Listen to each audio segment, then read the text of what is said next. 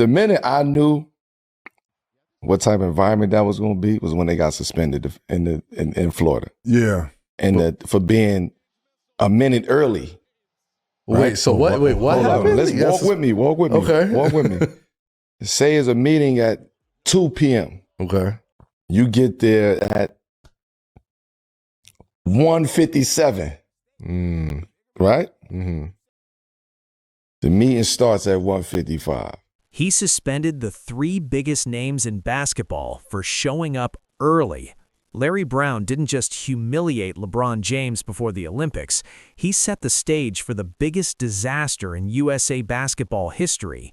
And when the dust settled, one superstar threw his medal in a lake, vowing never to speak Brown's name again. This is the story of how a Hall of Fame coach turned Team USA's golden opportunity into a bronze nightmare, and why a 19-year-old LeBron James barely saw the court while the world watched America fall. Late breaking news here. LeBron James was suspended for this game by Larry Brown. We were just told that those 3 players, Amar'e, LeBron, and Allen Iverson, will not play. They are not out on the court. They're on the bench right now in practice uniforms. They were late to an 11 o'clock meeting. A very disappointing situation early on. The fans simply couldn't believe that 2 of the most popular players in the league were not going to play. They started booing at this decision and chanting to see their heroes on the court. But despite Jacksonville, Florida, January 2025. The air was thick with anticipation. Team USA was gearing up for an exhibition game against Puerto Rico, a tune-up before heading to Athens for the 2004 Summer Olympics. The roster? Absolutely stacked. LeBron James, fresh off his rookie season. Allen Iverson, the 2001 MVP. Carmelo Anthony, straight out of leading Syracuse to a national championship. Amar'e Stoudemire, Dwayne Wade, Stephon Marbury. This wasn't just a basketball team. This was a collection of gods. In leading them, Larry Brown, fresh off winning the 2004 NBA championship with the Detroit Pistons, the ultimate coach's coach, a Hall of Famer who believed in one thing above all else: discipline. But here's where it gets wild. The team had a meeting scheduled for 2 p.m. Standard stuff, right? Game plan, rotations, maybe some motivational talk. LeBron James, Allen Iverson, and Amar'e Stoudemire walked into that meeting room at 1:57 p.m. 3 minutes early. You read that right. Early. They showed up before the scheduled time, ready to lock in. And Larry Brown looked at them and said, "You ain't playing. You ain't playing. You ain't playing." Wait, what? Turns out Brown had already started the meeting at 1:55 p.m., 5 minutes before the official start time. He didn't tell the team, he just started. And when those 3 walked in at 1:57, technically still 3 minutes before the 2 p.m. meeting time, Brown decided they were late. So he suspended them, right there, on the spot. Carmelo Anthony, who witnessed the whole thing, would later reveal on his podcast in January 2025, "The minute I knew what type of environment that was going to be was when they got suspended in Florida for being a minute early to a meeting." He couldn't believe it. Nobody could. Amar'e Stoudemire's family had flown down to Jacksonville to watch him play. His parents, his siblings, they were in the stands, excited to see their son represent his country, and Stoudemire had to sit there in street clothes, watching the game from the bench, because he was 3 minutes late to a meeting that started 5 minutes early. This wasn't a suspension. This was a power move, a statement. Larry Brown was letting everyone know, I don't care who you are. I don't care if you're LeBron James. You follow my rules or you sit. But here's the thing. Was this really about punctuality? Or was something else going on? Coming from Mecca, New York, the height of basketball, Showtime, and we put your first Miami Heat practices in like a hospital adjacent, very small high school type gym. Say, welcome to the big time. Thank you. You're in Miami, Pat Riley, and you've arrived in a place. It's laughably bad conditions, correct? Well, it was funny because on my drive out there, I said, damn, this is like 45 minutes from the Miami arena. And so when I walked in, I went into the locker room. It was a bunch of metal lockers. The 2008 Olympics in Beijing, Team USA came back with a vengeance. Kobe Bryant, LeBron James, Dwayne Wade, Carmelo Anthony, Chris Paul. They called themselves the Redeem Team. And that name wasn't just marketing, it was personal. This time, there was no Larry Brown. The coaching staff trusted the players. LeBron wasn't sitting on the bench, he was leading. Melo wasn't watching, he was scoring. Wade wasn't confused, he was dominating. And they won gold. Easily, convincingly, the way everyone knew they should have in 2004. Larry Brown never coached Team USA again. His time with the national team ended in Athens with a bronze medal and a roster full of resentment. Players didn't speak his name for years. The suspension in Jacksonville became basketball folklore, a cautionary tale about what happens when ego gets in the way of greatness. In January 2025, Carmelo Anthony finally told the full story on his 7 p.m. in Brooklyn podcast. 21 years later, and he still remembered every detail. The meeting, the suspension, the disrespect, the bronze medal he threw away, or auctioned, whatever you believe. And the question that still hangs in the air: did Larry Brown's ego cost LeBron James and Team USA their shot at Olympic glory? So the next time someone tells you discipline wins championships, remember this: Larry Brown had LeBron James, Allen Iverson, Carmelo Anthony, and Dwayne Wade, the most talented Olympic roster in history, sitting on his bench, and walked away with bronze. Not because they weren't good enough, but because he cared more about making a statement than making history. 21 years later, this story still stings. A 19-year-old LeBron James, the future GOAT, watching from the sidelines while the world laughed at Team USA. All because a coach cared more about control than chemistry, more about discipline than dominance, more about proving a point than winning gold. But here's the thing: 2004 wasn't the end, it was the beginning, because that failure lit a fire under LeBron, Kobe, Wade, and Melo that burned all the way to Beijing in 2008. They didn't just redeem themselves, they redefined what Team USA could be. If you think this story is crazy, wait till you hear about the other times USA basketball almost fell apart, or the wild controversies brewing in the league right now. Hit that subscribe button and turn on notifications so you don't miss the next breakdown. We're diving deep into basketball's untold stories every single week. Was Larry Brown right to prioritize discipline and send a message, even if it meant benching future Hall of Famers? Or did his ego and need for control cost LeBron James and Team USA their shot at Olympic glory? Drop your take in the comments. I want to hear what you think. Team Brown or Team LeBron? Let's debate. Things didn't get better. They got worse. Lithuania beat Team USA in the group stage. Then came the semifinal against Argentina, and this is where the wheels completely fell off. Manu Ginobili dropped 29 points on Team USA. He was cooking. Crossovers, Euro steps, ridiculous passes. Manu was putting on a clinic. And on the other end, Team USA looked lost. No rhythm, no chemistry, no heart.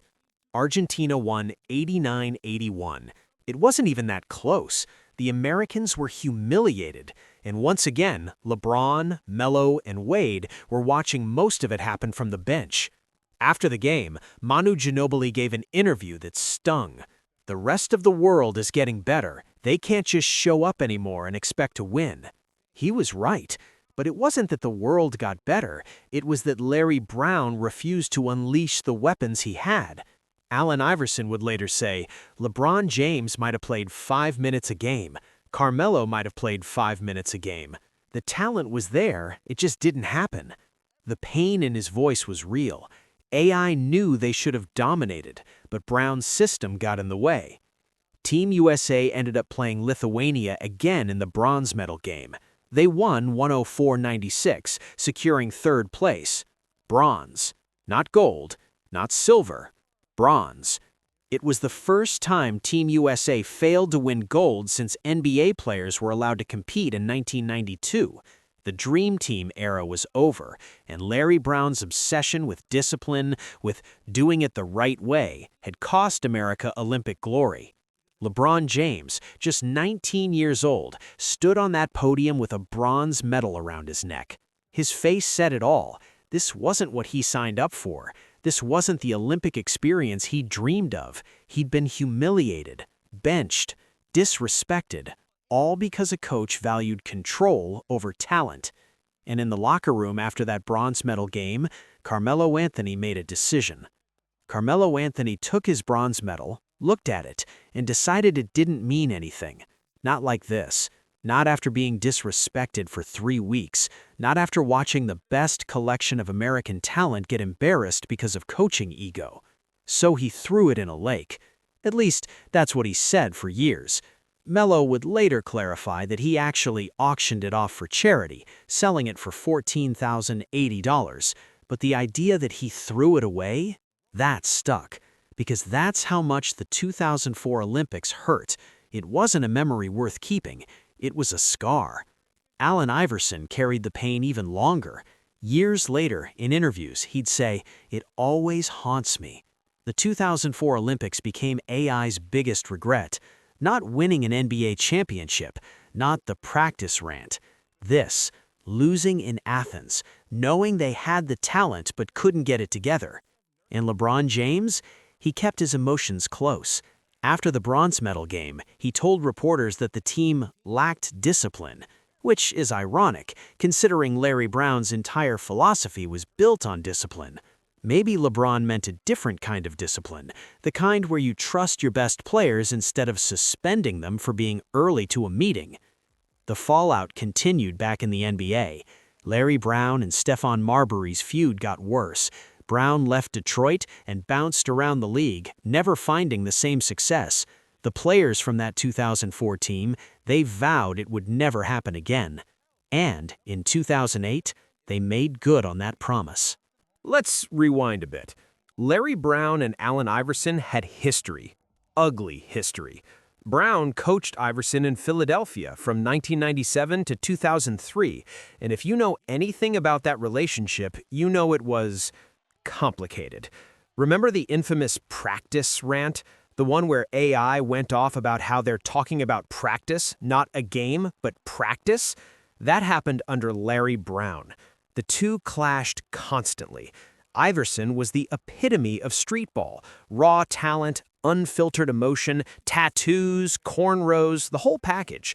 Brown was old school, suit and tie, military discipline, do it the right way or don't do it at all. When Brown suspended those 3 players in Jacksonville, Carmelo picked up on something the rest of us missed.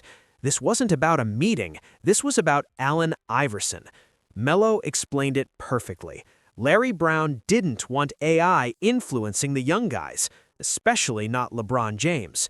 LeBron was 19 years old, the most hyped prospect since Michael Jordan, and he was impressionable. Brown looked at Iverson and saw a bad influence. He saw the guy who questioned authority, who skipped practice, who did things his own way. And Brown was terrified that Iverson would corrupt LeBron. So that suspension, it was a message, not to LeBron, to AI. I'm not letting you lead LeBron down that path. I'm setting the tone right now. This is my team, not yours. Stephon Marbury, another player on that roster, also clashed with Brown constantly. Marbury would later say the environment was toxic. The veterans felt disrespected. The young guys felt confused. And Larry Brown? He thought he was building championship culture. But championship culture requires trust. And after Jacksonville, the trust was gone. Doug Collins, who was part of USA Basketball's staff, would later call the whole experience a disaster. And disaster doesn't even begin to cover what was about to happen in Athens. Despite the suspensions, USA beat Puerto Rico 96-71 in that exhibition game. Easy work. The talent gap was just too massive. LeBron, AI, and Stoudemire watched from the bench, and their teammates still dominated. So when Team USA arrived in Athens for the 2004 Olympics, confidence was sky high. Sure, the Jacksonville incident was weird, but they had LeBron James, they had Allen Iverson, They had Dwayne Wade and Carmelo Anthony. How could they lose? August 15th, 2004, group stage opener, USA versus Puerto Rico. And Puerto Rico beat them 92-73. Let that sink in. The United States of America, with a roster full of future Hall of Famers, lost to Puerto Rico by 19 points. It was the biggest margin of defeat in Olympic history for Team USA. The 24-game Olympic winning streak shattered, gone, done. The faces on the bench told the whole story. LeBron James looked stunned. Carmelo Anthony looked lost. Dwayne Wade looked confused. Because here's the kicker. They barely played. LeBron James, the future greatest player of all time, averaged about 5 minutes per game in Athens. Carmelo Anthony, same thing. Dwayne Wade, same thing. Larry Brown didn't trust the young guys. He went with veterans. He played it safe. He played the right way. And the right way got them embarrassed on the world stage. After the Puerto Rico loss, Larry Brown stood at the podium and said, "We have to play better defensively." No mention of the fact that his best athletes were glued to the bench. No acknowledgement that maybe, just maybe, letting LeBron James cook might have been a good idea. The criticism started pouring in immediately. Analysts were baffled. Fans were furious. Social media, well, this was 2004, so message boards were going nuclear. Why is LeBron sitting? Why isn't Melo playing? What is Larry Brown doing? But Brown didn't budge. He had a system, and the system was more important than superstars.